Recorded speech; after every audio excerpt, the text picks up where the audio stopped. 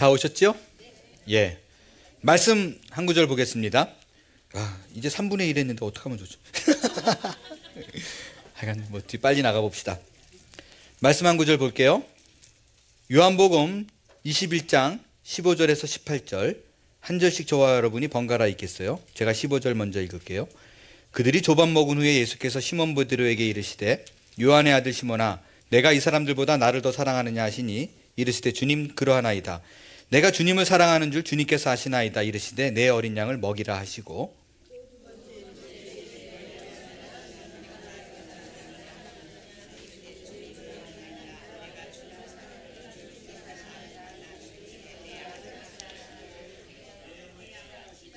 세 번째 이르시되 요한의 아들 시몬아 내가 나를 사랑하느냐 하시니 주께서 세 번째 내가 나를 사랑하느냐 하심으로 베드로가 근심하여 이르되 주님 모든 것을 아시오매 내가 주님을 사랑하는 줄 주님께서 아시나이다. 예수께서 이르시되 내 양을 먹이라.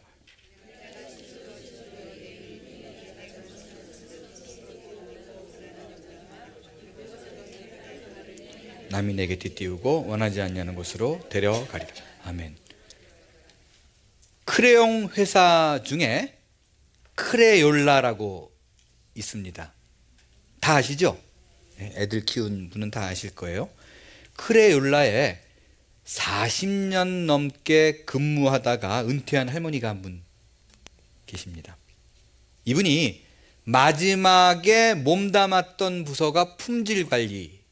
그러니까 색깔과 박스와 모양이 제대로 되어 있는가를 확인하는 부서였습니다. 마지막 보내는 파티를 열었어요. 기념품, 상패 뭐 다 받았어요. 그리고 확 쳐주면서 할머니 마지막 스피치, 라스트 스피치 한번 해주세요. 부탁을 했어요. 이분이 마지막 스피치를 하기 위해서 마이크를 잡습니다. 그리고 충격적인 고백을 하나 합니다. 양심 고백이에요. 그게 뭐냐면 이분이 생맹이었어요. 실제 있었던 일이 몇 년 전에 나온 거예요. 그분은 회사에 충성했어요. 그 회사의 모든 걸 다 알고 있는 분이에요. 회사를 다니는 동안 평생 숨기고 있었어요. 여러분 크레용 회사가 성공하려면은 뭐 기계가 잘 들어가는지도 봐야 되죠. 노사 문제도 해결해야 되죠. 쇼핑 문제, 딜리버리 문제 이 모든 거를 성공적으로 다 해야만 합니다. 그러나 크레용 회사의 핵심 역량은 뭐예요? 뭐에서 갈라져요? 색깔입니다. 근데 가장 충성된 사람이 색깔을 몰라요. 교회가 하나님이 원하시는 기능을 하기 위해서 수많은 운영이 돌아갑니다. 주차장 돌아가죠. 식당 돌아가죠. 세계호 관리 돌아가죠. 그러나 가장 중요한 핵심 역량은 오늘 본문이에요. 목양입니다. 영혼 돌보는 사역이에요. 예수님은 베드로를 특별히 키우셨습니다. 여러분 하나님은 공평하신 하나님 아니라고 말씀드렸죠. 공정하신 하나님이에요. 공정하신 하나님이에요. 베드로를 특별하게 그 한 사람을 특별 케어를 했어요.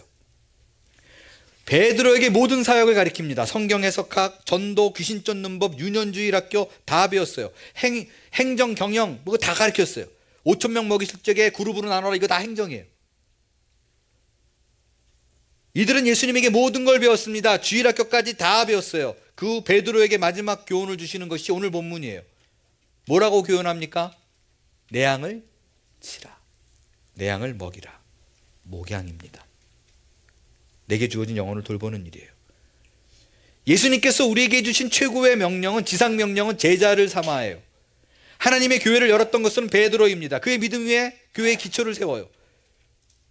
그러나 정작 교회가 서나가는데 가장 중요한 역할을 했던 것은 야고보의 죽음이었어요. 그리고 그 세워진 교회를 단돌이 하는 것이 사도 요한에게 맡겨진 거예요. 내 양을 먹이라, 내 양을 치라라는 거예요. 요한복음을 쓸 때는요 이미 다른 복음서가 다 있었어요. 그래서 공간복음이 뭐예요? 세 복음서가 굉장히 비슷합니다. 그러나 요한복음이라는 것을 마지막에 요한이 90세까지 살면서 마지막으로 쓰면서 챕터 하나를 더 못했어요. 그건 뭐냐면 공간복음에서 강조되지 않은 거예요. 그러나 가장 중요한 거 목양입니다. 내 양을 치라라는 거예요. 근데 아이러니한 거는요, 교회 모든 멤버들이 교회를 섬기면서 힘쓰는데 목양만 빼고 나머지는 다 바빠요. 회의하느라고, 주차장, 야유회, 바자회. 여러분 가서 복음 전하고 귀신 쫓고 표적되게 하는 것도 목양 아니에요. 기술이지. 주님의 몸된 교회에 주께서 명하신 것 다 제하고 딱 하나 절대 잃어버리지 말고 하나 세워라 그러면 다른 거 없습니다. 주차 관리 없어도 돼요. 그렇잖아요. 목양이에요. 목양. 다른 부서 얘기할까봐, 할때 상처받을까봐 다른 부서 못하겠고, 우린 지금 주차 부서가 없으니까. 다른 부서 다 얘기했다고 생각해 주세요. 조목조목. 목양이에요.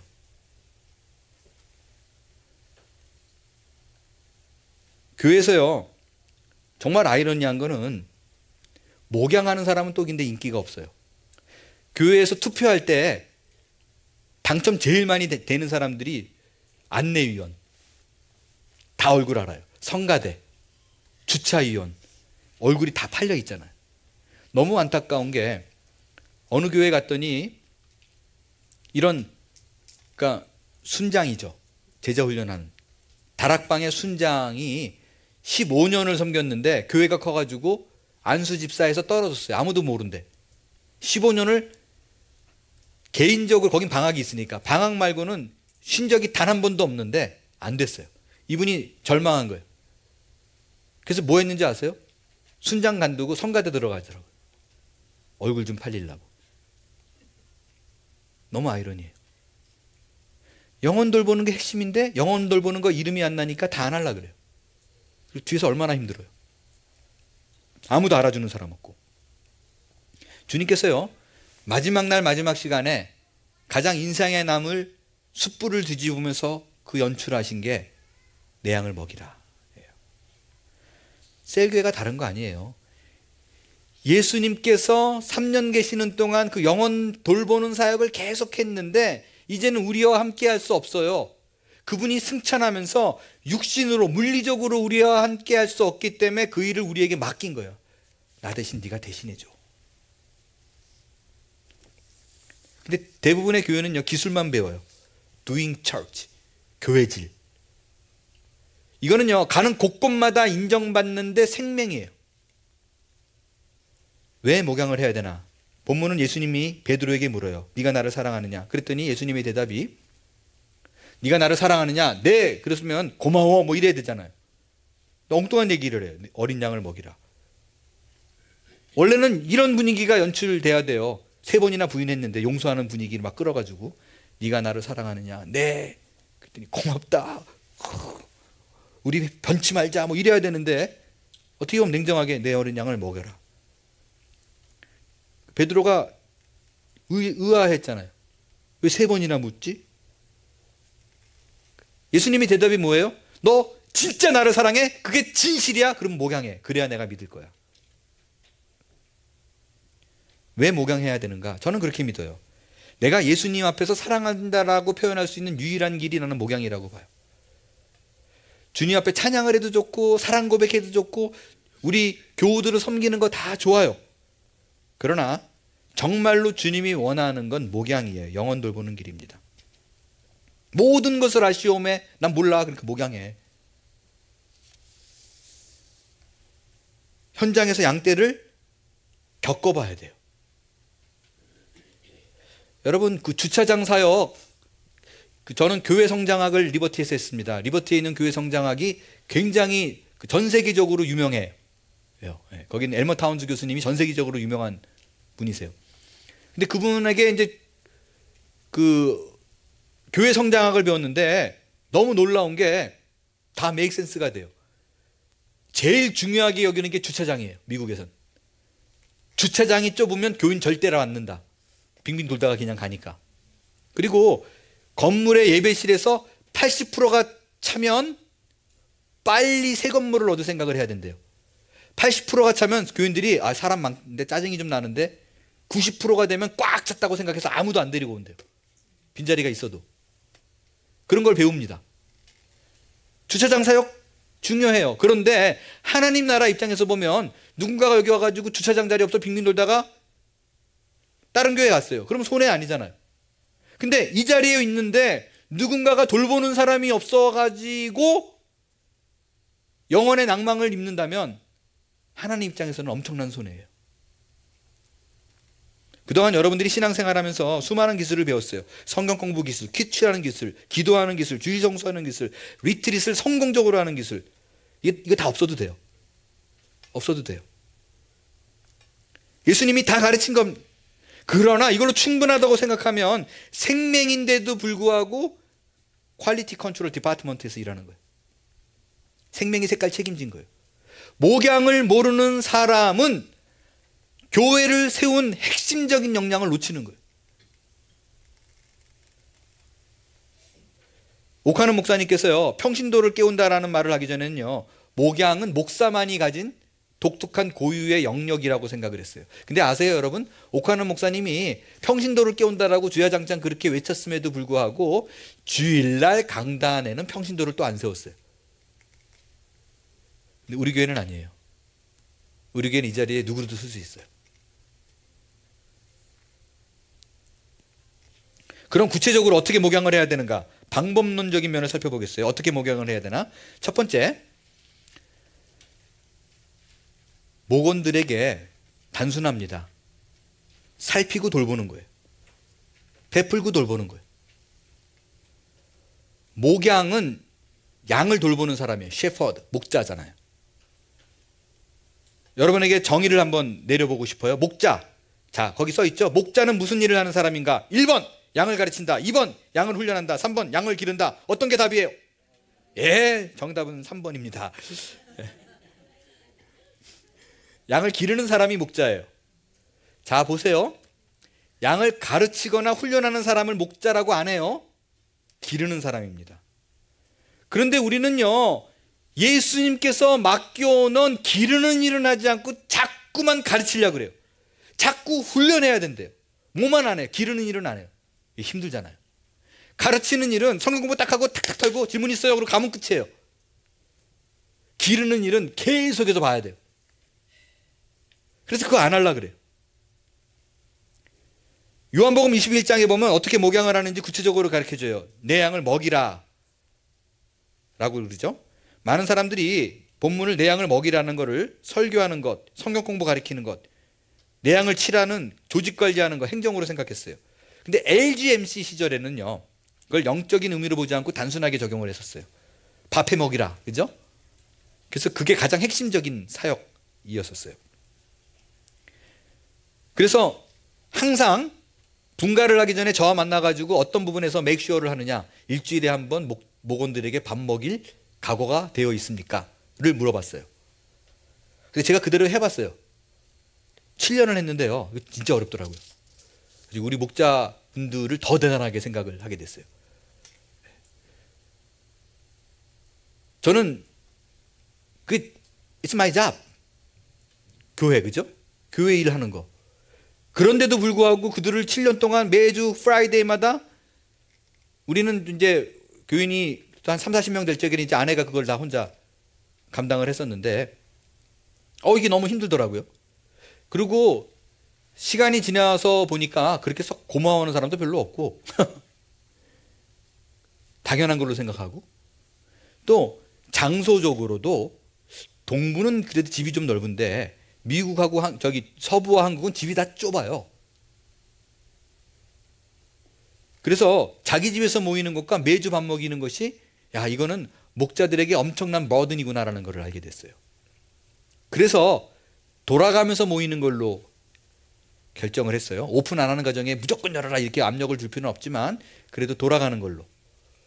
그리고 밥 먹는 거 배고프면 그냥 판낙해가지고 반찬 하나씩 갖고 오라고. 근데 우리 집에서 해봤는데 또 잘 안 갖고 와요. 결국 목자가 하더라고요. 이제 하여간 원칙은 판낙해서 갖고 오든지 다과를 하든지. 그럼 이런 걱정이 들죠. 경제적인 여유가 없어서 정말 힘듭니다. 제 말을 좀 믿어주세요. Believe me, 정말로요. 우리 교회 목자 중에서요, 밥 먹일 돈이 없어가지고 목자를 못한다는 사람은 제가 있을 때까지는 한 명도 없었어요. 이상하게 하나님이 그 엑스트라 나간 것들을 채워줘요. 근데 여러분 말씀드렸지만 교회 내는 헌금에서 빼가지고 하면 안 돼요. 그거 내고 분명히 내가 엑스트라로 따로 책정을 했는데 그게 기가 막히게 어떻게든 채워져요. 그건 경험 대부분 다 하신 거라고 저는 우리 LGMC에서 사역을 했으면. 그리고 심지어요, 우리 LGMC 시절에 루트7에 있을 때 이런 소문도 있었어요. 여기에서 이제 커뮤니티 하나가 생기잖아요. 그 컴플렉스가 하나 생기면 집들이 막 짓기 시작하죠. 그러면 아시지만 저소득층을 위한 그 집 몇 개 반값에 내놓는 것들 있죠. 그죠? 그거 한 번 하나 나오면 그냥 막 엄청나게 많은 사람들이 신청하잖아요. 근데 우리 LGMC 목자들은 그 신청하면 다 됐었어요. 그래서 끄떡이는 분들은 아는 분들이에요, 다. 네. 그래서 정말로 그런 소문이 있었어요. 집 사고 싶으면 LGMC 가가지고 목자하면 된다고. 아는 분들은 알아요. 정말로 그랬었어요. 하나님이 일을 그렇게 하신다니까요. 저는 그렇게 매주마다 먹이지 않더라도요, 먹인다라는 의미가 밥 먹이는 걸로 갖고는, 저는 사실은 어제 제가 밥 먹이는 거에 대해서 어떻게 생각하냐고 목자를 경험했던 분, 지금 하고 있는 분들 5분에게 전화를 드렸다가 제가 전화 끊고 울었어요, 사실은. 그 4분이 무조건 밥을 해야 된다. 2분은 무조건 밥을 해야 된다. 2분은 밥을 하는 게 어렵지만 그래도 하는 게 훨씬 효과적인 건 인정한다. 한 분은 밥은 조금 얼었으니까 다 가도 괜찮다. 다 가도 좋다. 근데 그 극단적으로 말하는 그 2분 다 뭐라고 표현했냐면, 제가 진짜 전화 끊고 울었다니까요. 뭐라고 얘기했냐면, 밥 해야 돼요. 왜냐하면 밥 안 먹고 직장에서 바로 오는 그 사람들은 어떡하게 해요? 그거 먹여야죠. 이게 엄마 아빠 심정이에요. 근데 그럼에도 불구하고 밥 먹이는 건 어려워요. 네, 어느 분이 냉정하게 잘 얘기해 주셨어요. 다과가 맞아요. 다른 데는 다 다과해요. 다른 데는 다 다과해요. 잘 되는데도. 훈련이 그렇게 된 데는 당연한 줄 알고 또 그렇게 해요. 저기 중앙장로교회 같은 경우에도 뭐 교회에서 모이고 다과로 하고 그래도 불만 없어요. 우리는 밥 먹는 걸 너무 당연하게 생각했으니까 그렇게 생각하는 건데, 다과를 해야 분가도 빨리 일어난다고 나는 생각을 해요. 경험해 보니까. 그런데도 불구하고요, 먹이는 걸로만 하면 안 된다라고요. 그러니까 내가 당신을 돌보고 있어, 사랑하고 있어라는 그게 전달이 돼야 돼요. 그거는 사탕을 줘도 전달이 돼야 돼요. 아무튼 그러니까 밥을 기껏 먹여도 그게 전달이 잘 안 되면 어려워져요.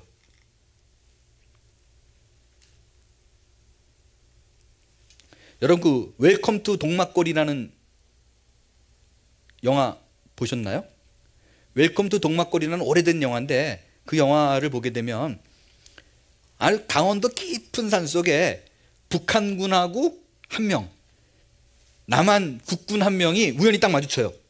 근데 거기는 그 동네가 있는지도 지도에 없어요. 그러니까 북계군도 안 오고 남한군도 안 와요. 근데 둘이 이제 얼마나 뻘쭘하겠어요. 무기는 서로 다 없고. 근데 거기에 한 200명 정도 부락인이 있는데, 거기 촌장이 보니까 아주 꼬부랑 할머니인데, 할아버지인데 대단해요. 그 북계군 장교가 이렇게 딱 보니까 그 할아버지가 그 높은 데 서가지고 일들 그만하고 저쪽으로 가세. 그러면 다 이러다가 예 그러고 200명이 다 움직여요. 자, 일 끝내고 이번에 일로 가세. 그러면 다 와 그러고 움직여요. 그러니까 이 북계군이 공산주의로는 이해가 안 되는 거예요. 공산주의는 뭐 감시, 그리고 뭐 하여간 뭐 보고 이런 걸로 움직이는 사회잖아요. 그러니까 궁금하니까 그 촌장 할아버지가 이렇게 높은 데서 이렇게 흐뭇하게 내려다보고 있으니까 옆에 쭉 와가지고 물어봐요. 기린이끼니 고함 한번 지르지 않고 불황민들을 콱 휘어잡을 수 있는 그 위대한 영도력은 도대체 어디서 나는 겁니까?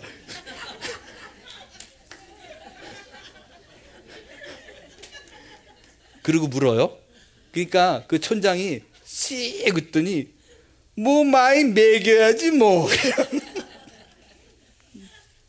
곳간에서 인신 난다고. 우리 LGMC가 그렇게 사역했어요. 그리고 그래서 눈물을 흘리는 사람도 많이 봤어요. 그래서 눈물을 흘리는 사람도 많이 봤어요. 제가 하나 볼게요. 여기 뒤에 좀 몇 장 넘어가면 하나님의 밥상이라고 되어 있는 거 있어요. 이거 제가 LGMC 시절에, 부목사 시절에, 저는 이거 어제 보면서 또 눈물이 나더라고요. 옛날에 내가 쓴 글인데 제가 쓴 글인데 그 장면이 떠올라가지고 어느 분이 분가할 때 제가 그 모습을 쓴 거예요. 하나님의 밥상. 이거 제가 쓴 글이에요. 교회 홈페이지에 올려놓은 글이었습니다. 우리 교회 슬로건은 비교인을 온전히 헌신된 그리스도의 제자로 만드는 교회입니다. 어제 있었던 분가 예배는 이 모토에 가장 잘 어울리는 잔치였던 것 같습니다. 분가를 하여 새내기 목자가 된 이 가정은 생전 처음 교회라는 곳에 나온 곳이 우리 교회였습니다. 얼떨결에 직장 동료의 손에 이끌려 교회라는 곳으로 오게 되고 얼떨결에 셀에 등록하여 다니다가 하나님을 만났습니다. 다시 얼떨결에 침례를 받게 되고 엄마 목자가 갑자기 한국을 떠나가게 되는 바람에 역시 얼떨결에 목자를 하겠다는 고백을 하고 드디어 목자 안수를 받게 되었습니다. 이 모든 것이 우리 교회를 나와서 2년이 채 안 된 가운데 이루어진 일입니다. 정신없이 분가를 하여 목자가 된 새내기 여자 목자분이 소감의 인사말을 한 후 인사말을 영화배우 황정민 씨의 청룡상 나무주연상 소감을 인용해서 이렇게 말씀하셨습니다. 이게 이제 여자분이 한 얘기예요. 저는 정말 장 목사님이야 부목사님들, 그리고 증조 할머니 목자, 할머니 목자, 엄마 목자, 이모 목자님들, 그 외에 교회에 보이지 않는 곳에서 수고하시는 스태프분들이 항상 차려놓은 밥상을 열심히 잘 앉아서 먹는 신도 나부랭이에 지나지 않았습니다. 가로 열고 울먹 그런 게 이제 그분이, 그리고 말을 한동안 못 이었다는 거예요. 더 크게 보자면 저는 하나님이 차려주신 인생이라는 밥상을 앉아서 먹기만 하는 죄인 나부랭이였습니다. 그런데 하나님이 저보고 이제 밥상머리에서 일어나 밥상을 차리라고 하십니다. 하나님께서 저를 목자의 반열에 올려주셨습니다. 이제 내가 차려놓은 밥상에 영원의 목자이신 예수님이 오셔서 나머지를 다 감당해 주시겠지라는 믿음으로 이 일을 감당하려 합니다. 지난 신방 때 이분이 교회를 다니기로 한 결정적인 이유는 엄마 목자, 할머니 목자, 증조 할머니 목자분들의 사랑 때문이라고 말씀하셨습니다. 가족 하나 없는 타향에서 혼자 아플 때 그분들이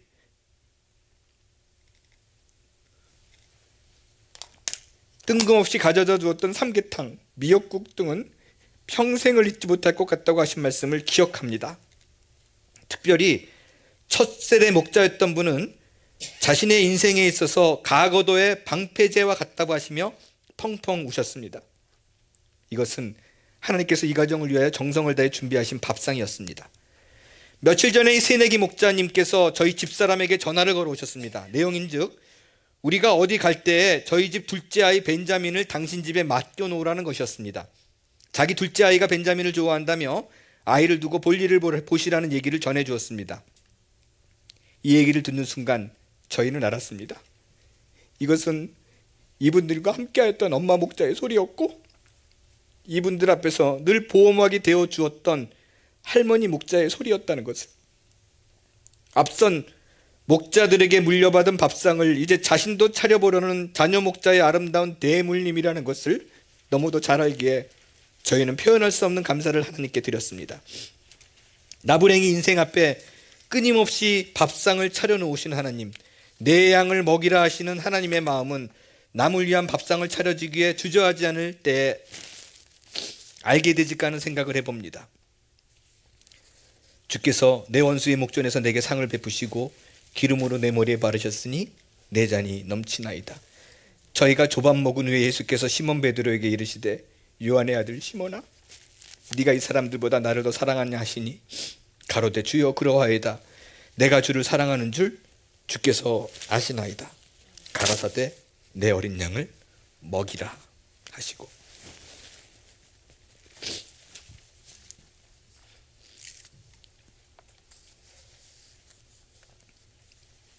실제 이런 일들이 많이 일어났었어요.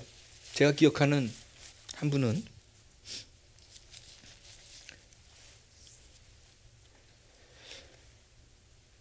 어느 분이, 우리는 이제 그때 새 사람이 오면 목자들이 막 덤벼가지고 자기 집에 무조건 데리고 갔잖아요. 그리고 이제 저는 쇼핑해 보시라고, 돌아다녀 보시라고 소개해 주고. 근데 한 분이 이런 얘기를 전해 주시더라고요. 그러니까 분가를 하는데 한 5년 만인가 이렇게 분가를 했던 것 같아요. 정확히 3년인가 5년 만인가 분가를 하는데, 왜 자목자가 얘기하고 모목자가 얘기하고 그런 시간 있잖아요. 근데 그 자목자 분이 일어나가지고 뭐라 그러냐면, 그 교회 처음 왔을 적에 이제 딱 붙잡혀가지고 그 셀에 왔대요. 그 셀에 왔는데 그런 얘기를 하더라고요. 밥을 먹는데 첫날 알고 보니까 자기가 5년인가 선배들의 대학 선배예요. 근데 이 목자가 교회 다닌 지 20년 됐다라고 이렇게 얘기를 하는데, 목자가 보기에 영 가짜 같더래요. 그래서 밥 먹다가 중간에 그랬대요, 슬쩍. 근데 선배님, 그러니까 예수는 믿으시는 거예요? 그렇게 물어봤대요. 그러니까 이분이 밥을 먹다가 숟가락을 딱 내려놓고, 후배, 말을 그렇게 해? 내가 20년 다녔다고 얘기하잖아. 이 사람이 나를 뭘 이렇게 화를 한 거예요? 그러면 우리는 뜨거, 부르지 말아야겠다, 이렇게 생각하잖아요. 근데 이분은 촉이 딱 왔어. 안 믿는구나, 이렇게 생각했대요. 그래서 끊임없이 불러다가 5년을 밥을 먹였어요. 3년인지 5년인지 제가 잘 기억이 안 나요. 하여간 몇 년을 먹였어요. 근데 이분이 분가하면서 그 얘기를 쭉 하시더라고요. 자기가 그랬었다고. 그런데 그런 얘기를 마지막에 하시더라고요. 내가 예수를 안 믿었던 것 같다. 근데 우리 목자의 모습 통해서 내가 예수를 봤다. 그래서 이 먹은 베풀어지는 사랑 때문에 내가 이제는 선배임에도 불구하고 자목자로서 이 일을 감당하려고 합니다. 이렇게 이 짧은 얘기를요, 우느라고 한 15분 한 것 같아요. 내가 꺽꺽거리고 우시더라고요, 중간에. 이 먹이는 일은요, 예수님께서 늘 사역하는데 하던 일이었어요. 예수님의 관심은 항상 저놈들을 먹여야 되는 데였어요. 오병이어가 딴 거 아니잖아요. 밥 먹이는 거예요, 밥 먹이는 거. 그래서요, 여러분들, 우리 공동체 가운데도요, 어느 집 가가지고 밥 얻어 먹을 수 있을까? 그러면 이건 팔로워예요. 리더는 항상 모이면 이 사람도 어떻게 밥 먹여야지? 점심 어떡하지? 이거 걱정해요. 예수님께서 이 교훈을 하시기 위해서 한 게 있어요. 뭐라고 되어 있냐면, 본문을 보니까 조반 먹은 후래요. 밥부터 먹였어요.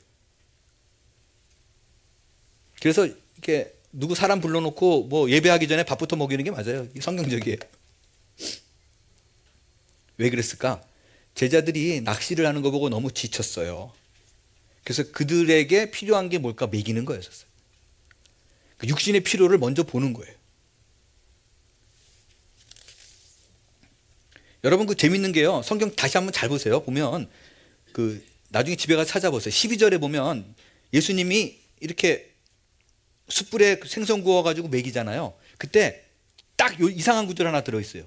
뭐라 그러냐면, 제자들이 주신 줄 아는 거로 아무도 묻는 이가 없더라라고 돼 있어요. 이상하잖아요. 그냥 예수님이, 그러니까 형체가 달라진 거예요. 형체가 달라진 거예요. 못 알아봤다 그랬잖아요, 부활체니까. 그러니까 이 내용은요, 제자들이 주신 줄 아는 거로 묻는 이 아무도 없더라는 거는 물어 마땅한데 안 묻다라는 거잖아요. 분명히. 뭘 보고 알았느냐? 먹이는 거 보고 알았어요. 생선 굽는 모습 보고 알았어요. 예수님이 늘 하던 거였으니까. 말씀드렸잖아요. 엠마오 마을 가다가 제자들이 못 알아봤는데 언제 알아봤느냐? 앉아가지고 밥 먹을 때 알아봤다고. 밥 푸는 모습 보고. 실루엣이에요. 여러분, 그 페이스 오프라는 영화 있습니다. 그 영화는 형사와 그 마피아 두목이 있는데 체격이 비슷해요. 근데 마피아 두목이 뇌사 상태로 들어갑니다. 그러니까 어떤 일을 벌일 생각을 하냐면, 그 담당, 완전히 일망타진을 하기 위해서 그 담당 형사가 자기 페이스 오프, 자기 얼굴을 떼서 지금 뇌사 상태에 있는 그 마피아 두목의 얼굴에 갖다 붙이고 그 얼굴을 떼다가 자기에게 붙여요. 그래서 자기가 마피아 두목인 것처럼 그 사이에 들어가서 일망타진할 계획을 세웁니다. 근데 뇌사 상태에 있는 애가 깼어요. 근데 얼굴이 잃어버리니까 자기가 경찰이잖아요. 그리고 얘는 큰일 났어요. 이제는 돌아갈 방법이 없어요. 여기는 마피아 두목이 돼버렸어요. 경찰인데 아무도 안 믿어줘요. 근데 막 도망 다니다가 자기 애하고 그 아들이 너무 보고 싶은 거예요. 딸은 그 마피아 두목한테 죽었어요. 총 맞아가지고. 너무너무 보고 싶으니까 그 마피아 두목 얼굴을 하고 자기 집에 갑니다. 그래서 애를 이렇게 자기 와이프랑 지켜보려고 이렇게 서 있는데 와이프가 발견해요. 근데 딱 보니까 자기 남편인지 모르잖아요. 마피아 두목 얼굴이니까 소스라지게 꼼짝달싹을 못해요. 그러니까 막 와와 그러면서 나는 마피아 두목 아니다. 당신 남편이라고 얘기하니까 누가 믿어요? 안 믿죠. 그러니까 막 저리 가라고 소리 지르고 가까이 오지 말라고 자기 딸 죽인 애가 막 걸어오니까 막 소름 끼쳐가지고 막 그러고 있는데 막 설득하다가 안 되니까 결국에는 이 남편이 포기를 해요. 포기를 하고서 걸어가가지고 그 아내의 머리 여기 머리를 손 이렇게 이마부터 얼굴 전체를 손으로 쭉 훑으면서 Goodbye my love 그렇게 얘기해요. 근데 그 모습을 딱 보고 아내가 남편인 줄 알아요. 손을 쭉 걸고 my love 얘기하는 거는 자기 남편이었었어요. 실루엣.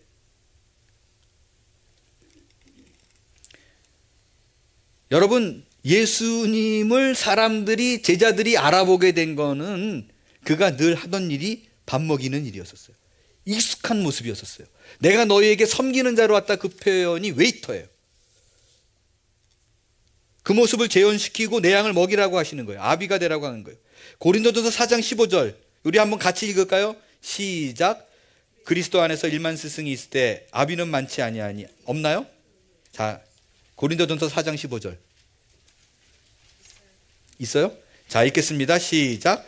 그리스도 안에서 1만 스승이 있을 때 아비는 많지 아니하니 그리스도 예수 안에서 복음으로써 내가 너희를 낳았습니다. 여러분, 말씀 잘 가르치는 거 교회 안에요. 그리스도 안에 1만 스승이 있대요. 보면요, 죄 가르치려고 그래요. 죄 한 소리 하려고 그러고. 1만 스승도 필요해요. 그러나 성경은 뭐라 그래요? 바울은 아비가 없대요. 아비가. 이게 사실 또 아비하고 어비하고 마음도 달라요. 유학가 있는 그 아들에게 아버지가 전화 걸어보면 뭐 물어봐요? 또 공부 잘하냐? 성적 잘 받았냐? 이거 물어보죠. 엄마는 뭐 물어봐요? 너 밥 먹었냐? 그거 물어봐요.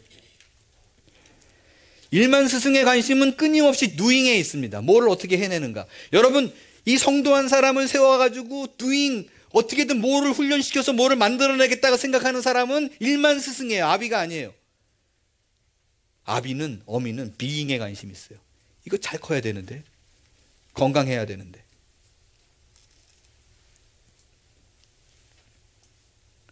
일만 스승과 애미 어비의 차이를 좀 기억할 수 있게 되길 바라요.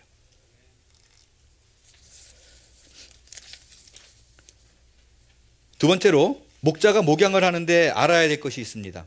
첫 번째는 베푸는 위치에 서라였고요. 두 번째는 내 어린 양을 먹이라고 얘기했죠. 목원들은 어린 양이라는 걸 알아야 돼요. 목양은 하나님이 나에게 맡겨준 양이 어리다라는 것을 인식해야 돼요. 철딱서니가 없다는 걸 알아야 됩니다.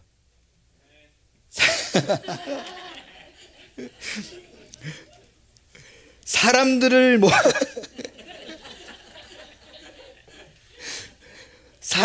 모아서 목양하는 것과 가르치는 것의 차이는 뭐냐면요, 전도 훈련과의 차이. 목양하는 사람은요 반드시 속이 썩게 돼 있어요. 목회한다고 하면서 속이 안 썩으면 다 거짓말이에요.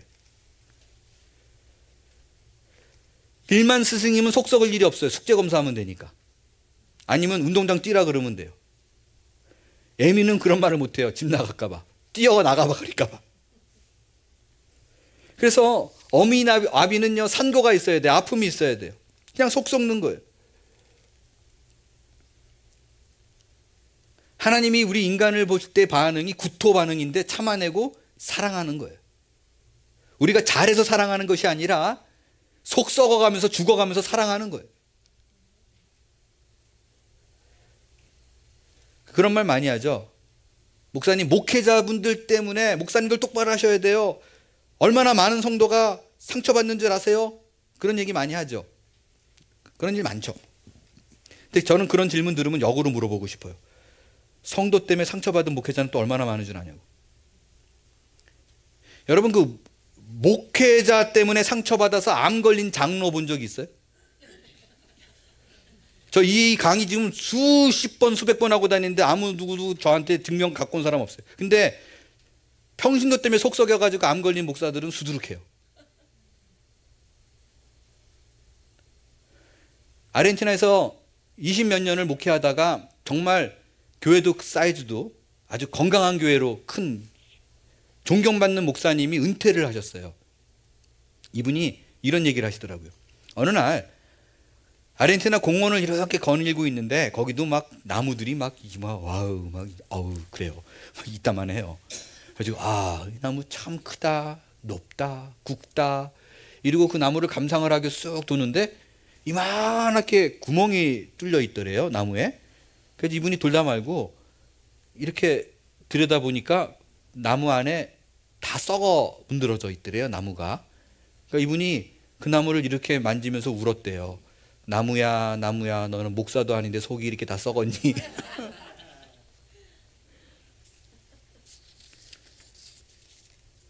저는 우리 LGMC 목회를 했던 목자분들은 이 말할 자격이 있다라고 봐요.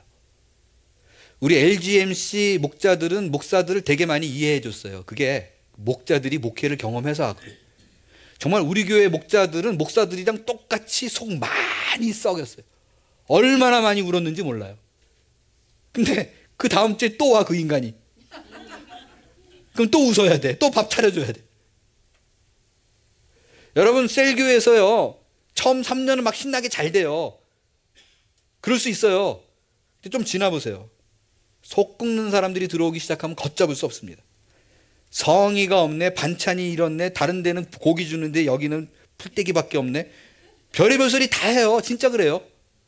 고마워하지도 않아요. 고마워하지도 않아요. 당연히 목자가 돈 내야지 이러고 있고. 그럴 때 이거예요. 어린 양을 안나. 이 친구가 어리구나. 아직 애구나. 상처받지 마세요. 양들은 몰라요. 우리가 부모 되기 전에 부모가 이렇게 힘든지 몰랐잖아요. 목자가 되기 전에는 목원들이 절대 목자 마음 안다고 말할 수 없어요. 목자는 지역 목자만 몰라요.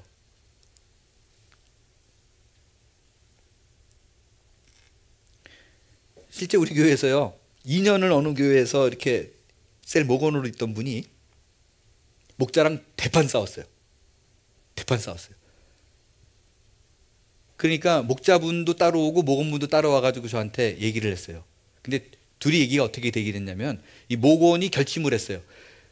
내가 이 셀교회 안 나가! 그러고 결심을 했어요. 근데 2년 동안 먹은 밥이 있어가지고 딴 데를 못 가는 거예요. 딴 데 가면은 저거 딴 집에서 저 2년 먹고 우리 집 왔네 이런 취급 받을 것 같아서 딴 데는 못 가겠더래요. 얻어먹은 밥이 있어서. 그러니까 이거 어떡하지? 그러다가 자기도 어떤 커뮤니티 교제권은 있어야 되겠고 그래서 마음 먹은 게 뭐냐면 그래 내가 그럼 목자를 하자 이러고 한 거예요. 그러니까 목자분도 빨리 나갔으면 좋겠다라고 생각했는지 보내겠다고 얘기를 했어요. 근데 앞으로는 그런 거 안 하겠는데 이제 앞으로는 그거 없을 거예요. 그 족보는 없앨 거예요. 족보는 없애고 이제 다 섞을 텐데 왜냐하면 이렇게 요번에 보니까 뭐 그 족보대로 했더니 한 목자가 나가면 그냥 그 그룹이 다 영향을 주기 때문에 안 되겠어요. 이렇게 섞어야지. 당신이 있었어요. 당신이 뭐까지 있었냐면요. 자목자, 모목자 앞에 두고 모목자에게 정말로 평생 내 배로 나온 자식처럼 돌보겠느냐. 그리고 자목자에게는 평생 섬기겠느냐. 그걸 물어봐요. 그리고 생일날 꼭 선물해라. 왜냐 엄마는 선물할 사람들 많다. 못한다. 그러니까 엄마는 한 명이면 되냐. 그리고 절대 엄마 말에 순종하겠는가. 여기서 예스 해야지 분가가 돼요. 근데 그 자리가 있는 줄 몰랐죠. 그 자매한테 이제부터는 엄마 목자를 담임 목사님으로 생각해서 그 말에 순종하고 따르고 뭐든지 의논하고 따르겠습니까? 그랬더니 이분이 대답을 안 해요. 그거 싫어서 나가는 건데. 그래서 제가 눈치를 챘죠. 그 전까지 제가 몰랐어요. 눈치를 챘죠. 그래서 오케이. 좋아요. 저기 교회 광고 나가고 이미 다 광고 나가도 상관없어. 우리는 이거 통과 안 되면 분가 못 합니다. 그랬더니 알았어요. 할게요. 그러더니 사인했어요. 그리고 분가하고 그 뒤로 쳐다보지도 않았어요. 근데 이분이 나가가지고 또 목회를 잘했어요. 근데 10개월이 딱 됐을 때 폭탄 하나가 들어왔어요. 근데 너무너무 하는 것마다 속을 긁어놓고 성경 공부하려고 그러면 딴지 걸고 반찬 갖고 딴지 걸고 왜 이렇게 생겨 먹었어요? 막 그러는 거예요. 근데 막 뭐라 그러고 막 신경질 내다 보니까 자기도래요. 옛날 자기 엄마 셀교회에 있던 자기 모습이더래요. 그래서 나중에 그 목자분한테 들은 얘기인데 10개월 만에 뭐 하나 잔뜩 들고 밤 10시에 찾아왔더래요.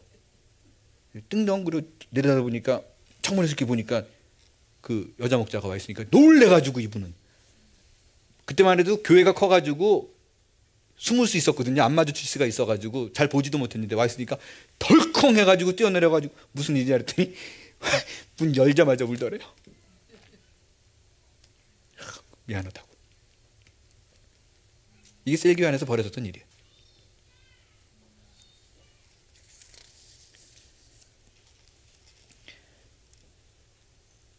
속 썩이는 사람이 차라리 안 나왔으면 좋겠다는 생각이 들다가 어느 날 하나님의 은혜를 줘서 선을 딱 넘어요. 불쌍하구나라는 생각이 듭니다. 저는 이게 성수로 가는 유일한 길이라고 믿습니다. 목자는 영광스러운 자리에 부름받는 거예요. 일만 스승과 아비의 차이를 이해했다면 가장 값진 것을 얻는 것이라고 저는 생각을 합니다. 목자가 해야 될 구체적인 부분 세 번째, 목원들의 필요한 부분을 채워주세요. 목자는요, 목원들의 필요한 부분을 채워주는 거예요. 나의 필요를 채우기 위해서 목원들 동원하면 안 돼요. 건강한 교회는 목회자는 양떼들의 필요를 채워야 한다는 철학이 강같이 흐릅니다. LGMC 철학이 대표적으로 그랬어요. 제가 초반에 장세기 목사님에 대해서 말씀을 드리는 게 저는 이분이 진짜 목회자인 게 항상 모든 생각이 제가 설교가 이게 강의가 길어질까 봐 할 얘기가 정말 많은데 많이 스킵했거든요. 이미 아시는 또 분이니까. 근데 목회 기도가 대표적인 거예요. 근데 제가 이제 지난주 우리 스태프들에게도 제가 말씀을 드렸어요. 우리 기존에 흐르던 목회 기도는 대표 기도와 달랐다. 근데 지금 많이 대표 기도로 와 있기 때문에 다시 목회 기도로 돌린다 그러고 제가 그 스태프들에게 부탁을 드렸어요. 두 분이 이제 기도를 번갈아 가서 뭐 하실 텐데 어떤 게 다르냐? 대표 기도와 목회 기도가 뭐가 다를까요? 대표 기도는요, 교인들을 대표해서 하나님께 구하는 거기 때문에 anything 구할 수 있어요. 뭐든지 구할 수 있어요. 성가대를 위해서 기도를 해도 되고요, 주일학교를 위해서 기도해도 되고, 건축 헌금이 안 나오니까 헌금 좀 많이 거치게 해달라고 기도해도 되고, 담임 목사를 위해서 기도해도 되고, 뭐든지 다 할 수 있어요. 대표니까. 근데 목회 기도는 아니에요. 목회 기도에 완전히 강같이 흐르는 가장 중점되고 핵심되는 내용은 뭐냐면, 목회자가, 그것이 목사이든 목자이든 상관없어요, 목회자가 앉아있는 교우들의 유익을 위한 기도해야 돼요. 몽땅 다 처음부터 끝까지 앉아있는 사람이 내 얘기여야 돼요. 그래서 앉아있는 사람들의 필요, 신분의 문제, 병고의 문제, 관계의 문제, 뭐 이런 문제로 고민하고 있는 사람들이 기도를 듣고 치유가 돼야 돼요. 그래서 목회 기도는 뭐냐면요, 모세가 하나님이 내가 이 백성을 멸하겠다 그랬더니 모세가 딱 하나님 제발, 하나님 제발, 제발 그러지 마옵소서 그러고 막 엎드려 기도하잖아요. 그게 목회 기도예요. 이들을 살펴주시고 이들을 용서해 주시고 이들에게 유익이 되게 하시고. 개인적인 얘기해서 정말 죄송한데요, 그 예전에 이 한빛지구청교회가 이 목회 기도에 대한 그거 팽배할 때예요. 이 장 목사님한테 배운 거예요. 저는 다 준비했어요. 기도문 준비할 적에 2시간 3시간 울면서 준비했었어요. 그리고 그 찬양이 끝나면 여기 unto you praise라는 사인이 딱 뜨면 이제 기도자가 올라오라는 사인이었어요. 근데 제가 그 사인 보고 기도문을 들고 이렇게 딱 걸어 올라가면 많은 초신자들이 와가지고 저한테 얘기했어요. 제가 아무 말도 안 했는데 올라가는 순간 눈물이 막 쏟아진대요. 그게 왜 그런지 아세요? 기도를 잘해서가 아니에요. 내용 때문에 그래요. 내용이 예수를 믿는 사람, 믿지 않는 사람이 처음 왔을 때 다 자기 얘기여야 돼요. 그러니까 이런 겁니다. 어떻게 차이가 있느냐? 예를 들어서, 그러니까 예수를 믿지 않는 사람은요, 이렇게 다 딴 얘기, 성가대를 위해서 뭔 소리야, 뭐 주일학교가 뭔 소리야, 주일학교라는 게 대체 유치원을 얘기하는 건지 어른을 얘기하는 건지 모르잖아요. 그냥 성경 공부인지 하나도 뭐 관심 없고 딴 생각해요. 근데 올라왔는데 신분의 문제 얘기하고 병교 문제 얘기하고 관계 얘기하면 다 자기 얘기잖아요. 그러면 처음부터 끝까지 안 놓쳐요. 제일 중요한 포인트가 뭐냐면요, 이들은 만약에 이렇게 기도 듣다가 헌금 얘기하면 돈 내라는 얘기구나. 결론은 그거야. 그거를 들어요. 담임 목사 기도하면 그것이 대방을 놓고 기도해야지. 실제 이건 제가 지어낸 얘기가 아니에요. 다른 교회 가면 그렇게 들린다고 나한테 고백한 사람이 하는 얘기였어요. 목회 기도는 이런 겁니다. 건물을 놓고 기도하거나 담임 목사를 놓고 기도할 수도 있죠. 그러나 그 모든 게 교인의 유익으로 이어지지 않으면 목회 기도가 아니에요. 예를 들어서 건물을 놓고 기도하는 적에 하나님 헌금이 나와서 저 건물을 얻게 해주세요. 그 대표 기도예요. 그런데 하나님 저에게 이 건물을 주셔서 우리 주일학교 애들이 마음껏 뛰놀 수 있는 공간 그거를 허락해 주세요. 그럼 목회 기도죠. 담임 목사를 위해서 기도할 적에 담임 목사의 건강을 위해서 기도합니다. 그럼 대표 기도예요. 하나님 우리 목사님이 건강해 주셔서 말씀 연구에 집중해서 주일날 선포되어지는 말씀이 우리의 영혼을 울리게 해주세요. 이들의 영혼을 울리게 해주세요. 그러면 그게 목회 기도예요. 우리 교회는 다시 돌아왔어요. 이제부터는 목회 기도로 쭉 갈 거예요. 그래서 앉아있는 사람들이 예배를 드릴 때마다 이게 하나님의 만지심이 있구나. 이런 걸 느껴야 돼요. 하나님의 임재.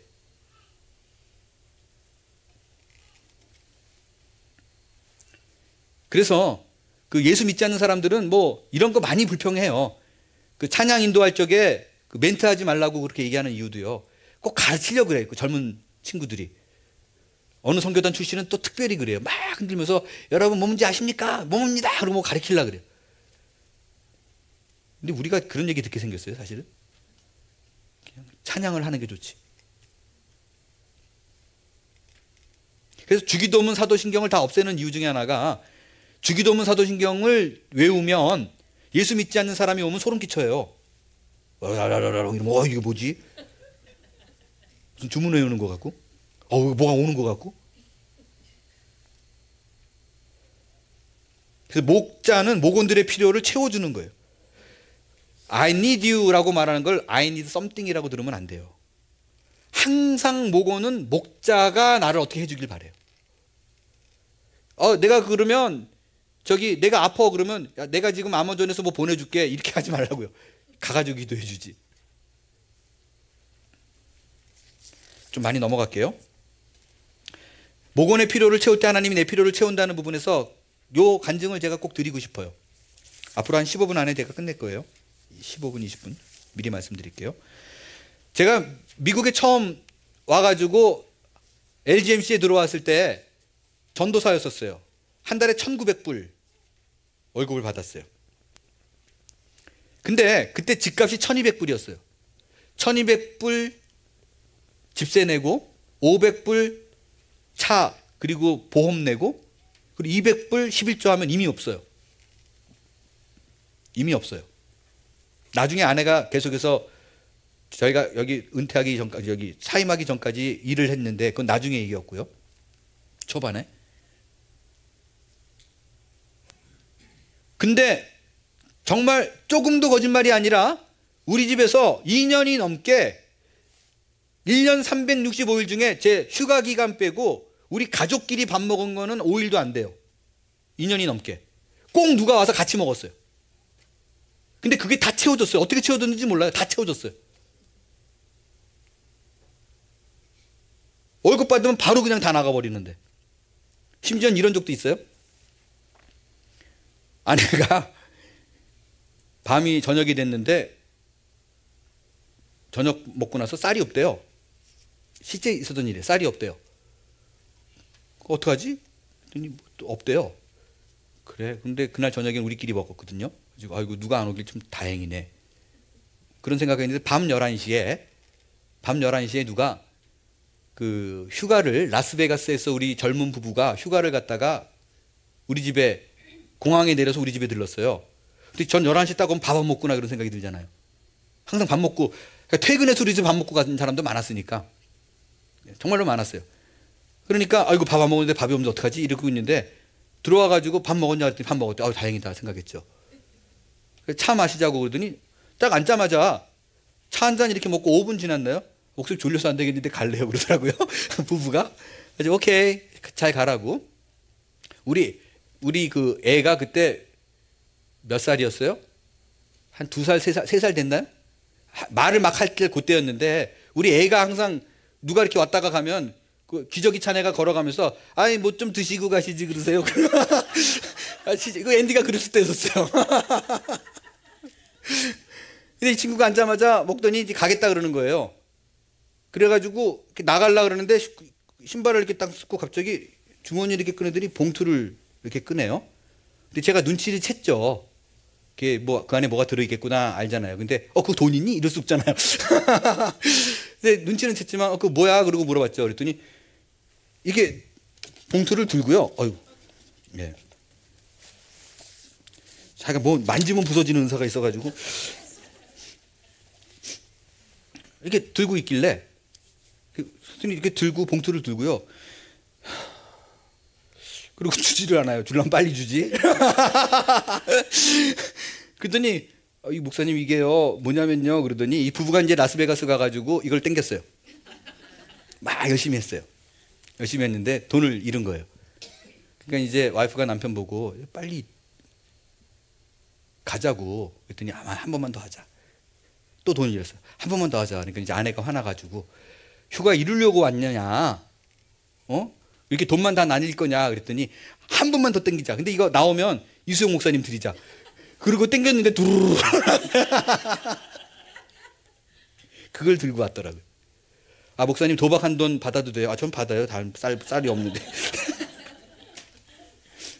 잘 썼죠. 정말 이런 일이 벌어진다니까요. 저 개척교회 할 때 그걸 다 먹였는데 어디서 돈 1,000불이 날라와요. 2,000불이 날라와요. 누군지 모르는 사람이에요. 그 주소로 보내면 영수증 보내면 주소지 불분명 그러고 와요. 시간이 많이 가도 이걸 읽을 거예요. 고은 목사님의 목회 일기예요. 거기 나와 있죠. 고은 목사님이란 분이 목회 초기에 개척 초기에 지은 시예요. 목회 일기 신학생 담임 전도사 시절 눈은 온통 땅 위에 쌓이고 쌀은 떨어지고 나무도 다 뗐다. 저녁밥을 굶고 나니 첫아이 같고 배부른 아내가 가엾고 왠지 무능한 사람 같아 서글퍼졌다. 40일도 금식한다는데 눈 오고 날씨 차인데 돈 끌어 갈 수도 없고 그렇다고 결혼 반지 팔아 쌀 팔아 먹을 수도 없고 한 끼 굶자 신앙으로 합의하고 누웠다. 밤 10시가 다 돼가는데 계시 받고 온 사람처럼 집사님이 쌀 한 말과 나무 가지고 와서 부엌에다 놓고 간다. 늦은 밤 저녁상 앞에 놓고 감사기도 하다가 우리에게 오늘도 일용할 양식을 주시니 감사하나이다 하는 대목에 나는 울었다. 예수 믿는 날부터 수천 번을 주기도를 외웠으나 이제야 그 의미를 깨달았기 때문이다. 밥 한 그릇 얼마나 귀한 것인가. 주님은 날마다 일용할 양식 달라고 기도하시라니. 영혼 돌보는 일 쉽지 않아요. 어려워요. 그래도 그 일을 감당할 때 온실의 화처가 아니라 모든 일의 역경을 담당하고 웃을 수 있는 사람으로 변하게 될 거예요. 마지막 네 번째, 나를 포기해야만 합니다. 18절에 보니까 남이 내게 띠띠우고 원치 않은 곳으로 데려가리라고 돼 있죠. 이거는 알지만 여러분이 베드로가 앞으로 죽음을 맞이할 거를 얘기하는 것입니다. 베드로가 목자로서의 부족한 점을 마지막에 딱 집어줘요. 목자가 되면 해야 되는 거. 네가 띠띠우고 날랄랄라 그러고 다니는 거 포기해. 누가 너를 띠띠우고 원하지 않는 곳을 끌고 갈 거야. 목자가 목원들이 끌고 다녀요. 죽겠습니다. 힘들어요. 그 일을 감당하라는 거예요. 베드로가 이 얘기를 다 듣고 깨달은 게 있어요. 23절의 말씀이 그거예요. 세상 사람들은 일만 스승이 되길 원하지만 나는 애미가 되겠습니다. 애비가 되겠습니다. 이런 거예요. 분명히 새 교회를 하다 보면 경험합니다. 아무리 해줘도 고마운 거 잘 몰라요. 그 최일도 목사님이 그런 얘기 하잖아요. 바퍼. 처음에 바퍼라는 걸 처음 그런 프로그램이 시작됐을 적에 많은 사람들이 정말 홈리스들이 와가지고 울었대요. 세상에 우리를 이렇게 돌보는 사람이 있냐고, 밥 한 끼를 주는 사람이 다 있냐고. 1년 딱 지나니까 반찬 가짓수가 작다 그러고 국이 찬이 싱겁니. 이게 셀교회 안에서 똑같이 벌어져요. 속이 뒤집어집니다. 그럴 때 다른 데 상관하지 말고 너는 나를 따르라 라는 것입니다. 강의를 마칠게요. 교회가 갖춰야 될 중요한 부분은요, 이 스프릿, 이 마인드가 공유되어지는 거예요. 시스템은요, 교회 형편에 따라 얼마든지 바꿀 수 있어요. 하지만 중요한 건 예수님이 우리에게 원했던 목양의 사역, 그 스프릿, 그것은 목사에게 주어진 책임만이 아니라 이제 여러분에게 넘어왔다는 사실, 그게 성경적이라는 사실을 인지하는 것입니다. 천국에 도착하면 우리가 하나님 앞에서 할 수 있는 고백이 그거 같아요.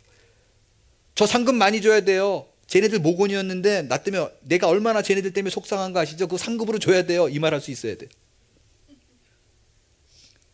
스데반이 죽어가는 모습을 제가 적어놨어요. 성경에 보면 56절에 보니까 보라 하늘이 열리고 인자가 하나님 우편에 어떻다고요? 여러분, 성경 전체에 예수님을 묘사할 때는 항상 보좌 우편에 앉은 분이에요. 서 있다라고 표현된 건 딱 여기 있는 거 하나예요. 왜 서 있었을까요? 스데반이 돌맞아 죽어요. 그 모습을 예수님이 지켜봅니다. 근데 차마 그 피투성이가 되는 모습을 참을 수가 없었어요. 그래서 벌떡 일어서고 환영합니다. 곧 나를 오게 될 거라고, 나를 만나게 될 거라고. 그들을, 그 스데반을 격려하는 모습이에요. 우리가 고통스러워하면 그 아픔은 누구보다도 예수님이 더 잘 압니다. 목사들은요, 교회 사이즈가 커가면 어쩔 수 없어요. 행정, 그게 잘 들어가지 않으면 안 돼요. 일만 아비가 되어 갈 겁니다. 어쩔 수 없는 부분이에요. 그러나 목자들은 주어진 한 영혼에 최선을 다할 수 있습니다. 그럴 때 천국에서 더 많은 면류관을 얻게 될 거예요. 이 영광의 자리에 여러분은 부름받았습니다. 하나님께서 여러분들을 목양의 특권에 불러주신 것에 감사히 여기시고요. 여러분 평생에 일만 스승이 되는 줄에 서지 말고 이제 고통하면서 영혼을 낳는 에미에비의 라인에 줄 설 수 있게 되길 바랍니다. 그때 그 자리에서 여러분은 예수님을 만나게 될 줄로 믿습니다. 기도하겠어요.